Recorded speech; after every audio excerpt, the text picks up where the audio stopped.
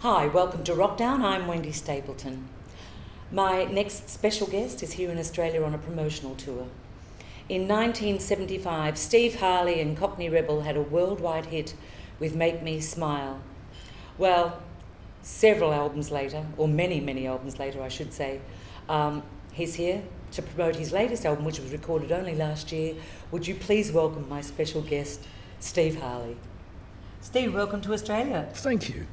You've Took me a long time to get here, didn't it? How long has it taken to get here? Well, 23 hours in the air. No, I know. 39 years of a career, yeah. Well, we're glad that you came, and you've got beautiful weather for it as well, so we hope you enjoy your stay. Can you tell us a little bit about your childhood? I know you were born in South London, is that right? In Deptford? Yeah. Deptford, yeah. Good old Deptford.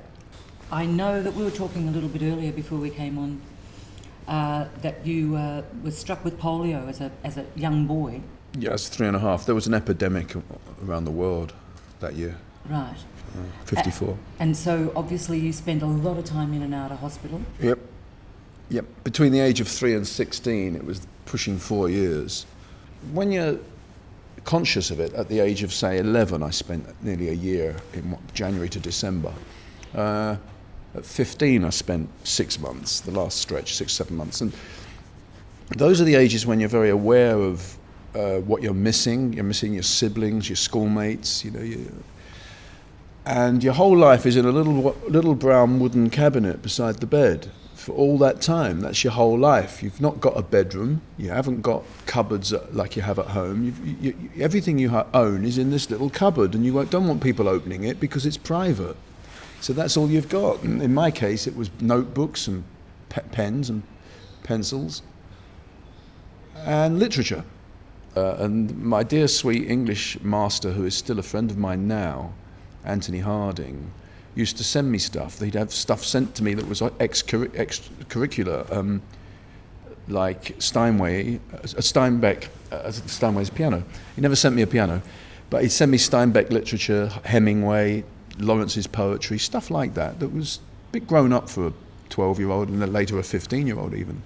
So consequently, your love of the word eventually led you to become a journalist? Is that? Yeah, I mean, that's an innate thing. It's in you. The hospital and the school didn't create my love of language.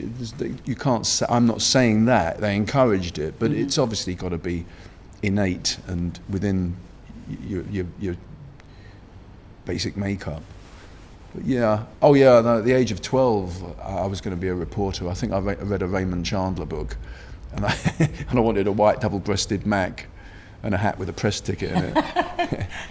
I always was going to be a reporter. At 15 at school, when I was there, they sent in the careers advisory person, to find out what you might be doing and what you should be studying. And I said, I'm going to be a journalist, a reporter. And he said to me, well, that's a tough one. This was when I was 15, 66, 67.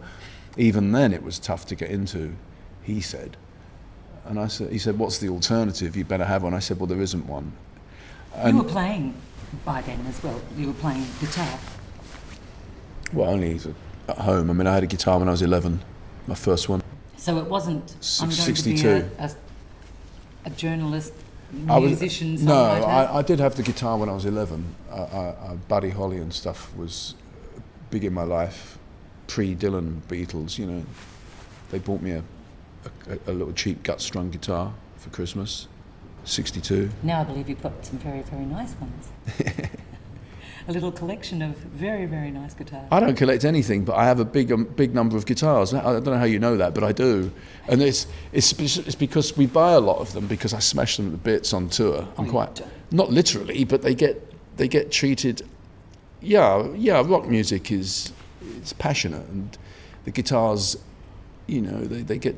they get damaged.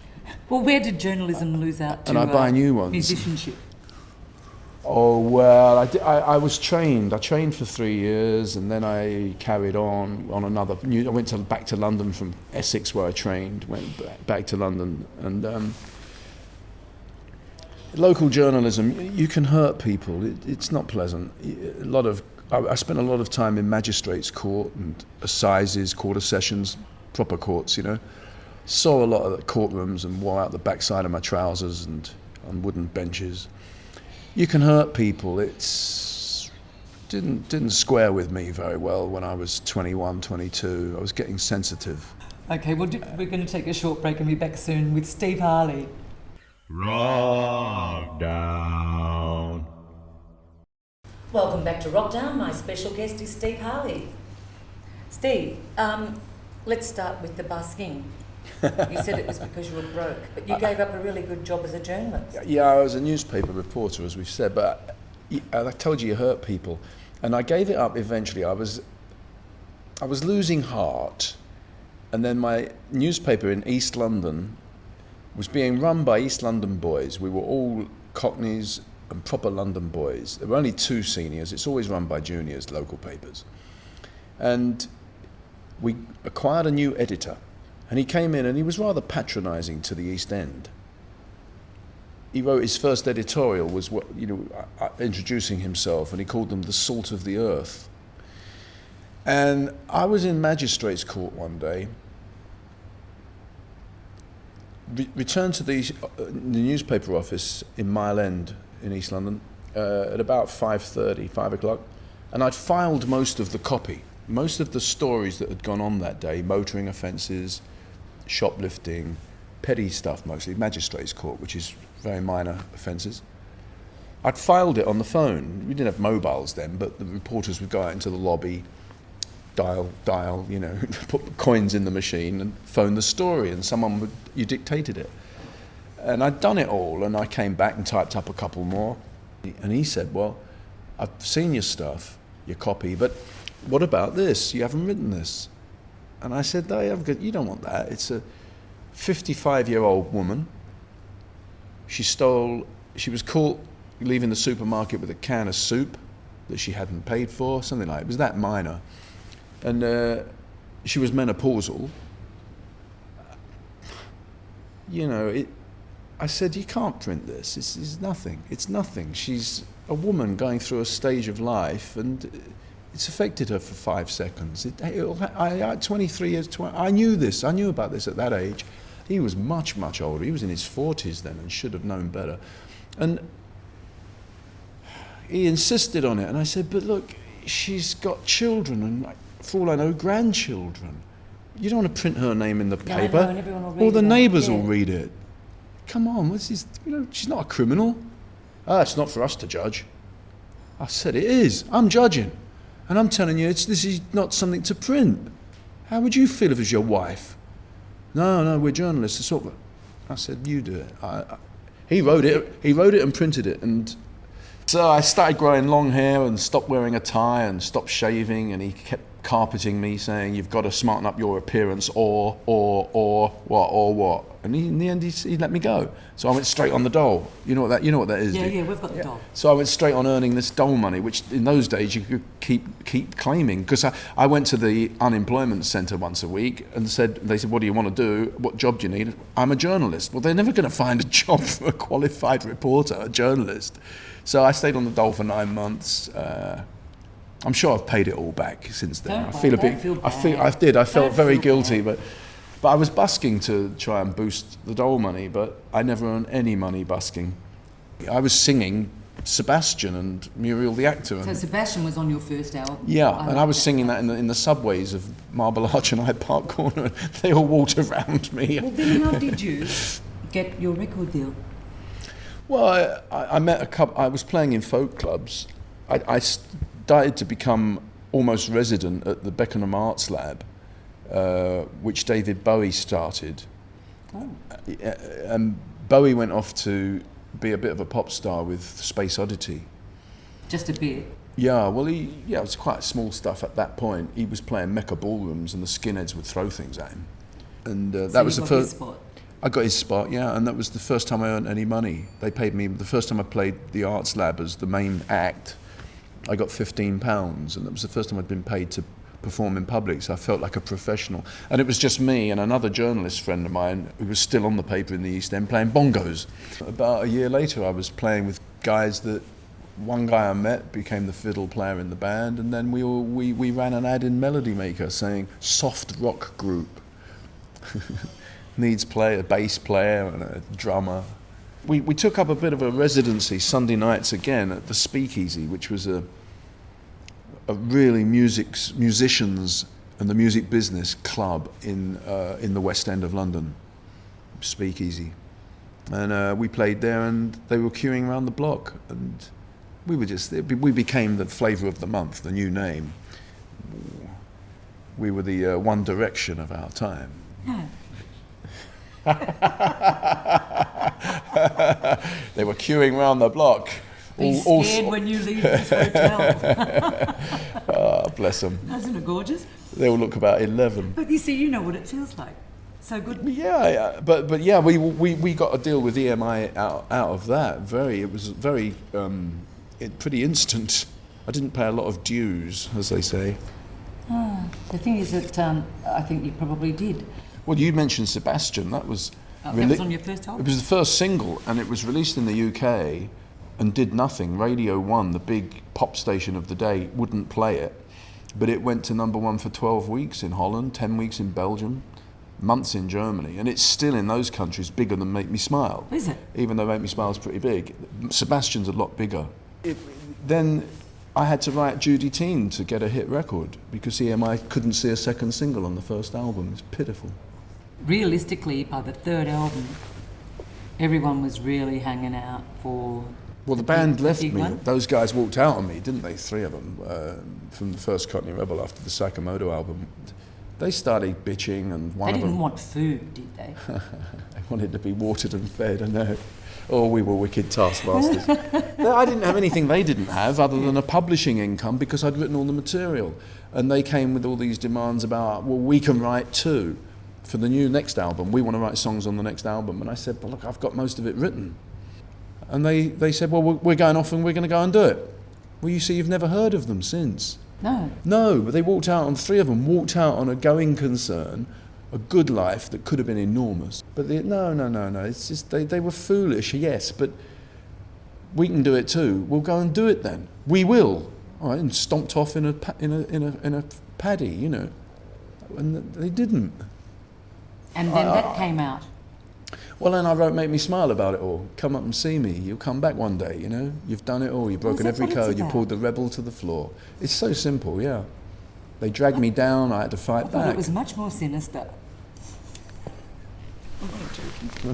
We'll take a short break and be back soon if he'll talk to me in the next segment. Wrokdown. Welcome back to Wrokdown. My special guest is Steve Harley, who surprisingly is still talking to me. Make Me Smile has become a huge hit. Your band's walked out on you. They're incredibly sorry. I lost the band but got a hit song. Exactly. See, sadness does lead on to other things, doesn't it? I was inspired. You're inspired. So, okay, from there on, I imagine it was probably quite crazy to have such a huge hit.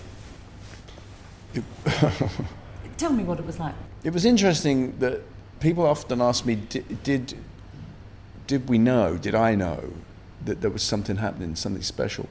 And it's an odd thing that I can answer that, yes, we did have a feeling. I remember it so clearly.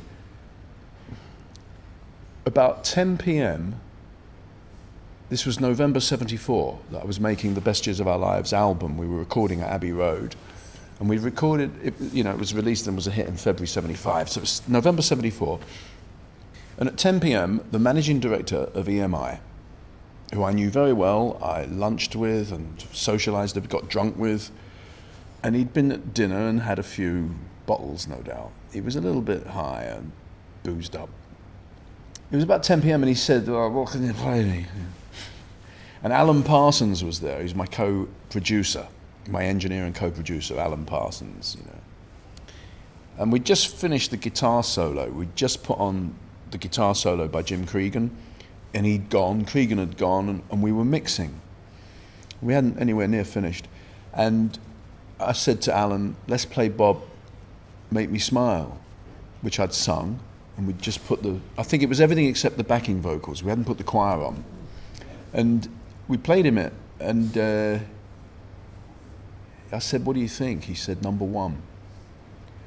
And he was a little bit, drunk. I said, I'll hold you to that, Bob. He said, hold me to it. It's number one. Nothing will stop that. Anyway, so, well, okay, massive hit. Massive hit. How did it change your life? It changed my life in that the whole world and its grandmother knows it.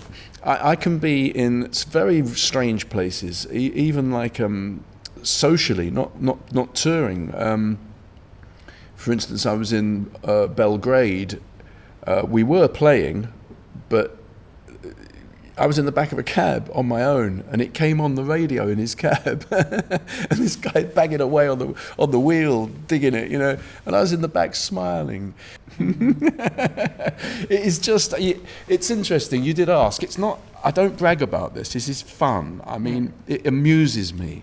But you're answering the question how it changed your life. You're here actually on a promotional tour. Yeah. Hopefully we'll see you in concert next year, 2013. That's the plan. Yeah. That's what I'm hoping to do. Yeah. We're hoping you do too. So Stranger Comes to Town is your latest album, and I think you recorded that in 2000. Well, it came out last year. It came out last year. In Britain, yeah, but it comes out, you release these things in other territories at other times, Yeah. and there's no such thing as a record shop anymore, so it's, I know. it's just, is it on sale? Well, yeah, it's on the internet, it's Amazon, I know.